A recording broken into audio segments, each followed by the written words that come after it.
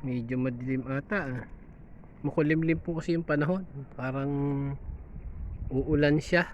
Ayan o, makulimlim. Nandito po tayo sa aking Tumana Farm. Ayan, ito yung ibabaw ng dike. Ayun yung papunta doon sa amin, papuntang highway. Ito yung sa likod. Ayan, ito naman diretso niyan ay papuntang Codillo, Pamaldan, Aliaga. Ang lusot po niyan. Ayan, kung matutuloy yung kalsadan to, ayan, yun ang magiging takbuhan.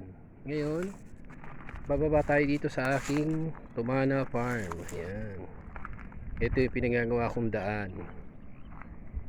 Ayan, nagpapagawa tayo ng daan dito. Kaya lang, hindi pa siya tapos. Ayan, ito yung magiging daan. Kaya lang, kapiraso pa. Hindi pa siya totally madadaanan. Kasalukuyan pa siyang under construction, under maintenance pa, sabi nga. Ayan, pero malapit na siya, konti na lang, mga 2 suro, 4 na suro pa siguro to. Yun, mababa na. Yun, gandun. Ayan, konti na lang, maaabot na.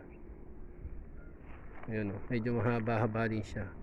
Maganda kasi yung ganitong style kaysa doon sa diretso, matarik itong pahaba. Hindi itong ganito, hindi siya matarik, kaya kapiraso na lang.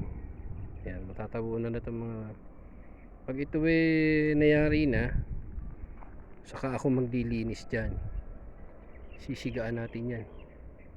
Kaya nga lang, baka gumapang, kaya kailangan dyan ay lilinisin muna doon. Lalagay tayo ng puwang. I-grass cutter or bahala na kung paano gagawin natin linis dyan para ito ay malinis, lumitaw itong malunggay. Pero yung malunggay hindi natin yan papatayin, kaya nga lang pag nagsiga baka mamatay. Pero kung ilalayo natin yung siga, baka hindi siya mamatay. Sayang kasi malunggay, mahirap bumuhay. Ayan, hanggang dyan. Kaya kumbaga, o baka pag itinulak pa to, hanggang dun pa sa may malunggay din isa na yun. Yun ang magiging dulo para mababa na siya. Konti na lang naman konting tabon pa. Kausap ko na kanina yung gumagawa, baka ilang suruan pa niya to. Ayan, sabi ko ay bawasan pa niya dyan bawasan pa niya ng konti papunta rito sa gawin nito para meron pa siyang itabon doon. Parang hindi naman, konti na lang naman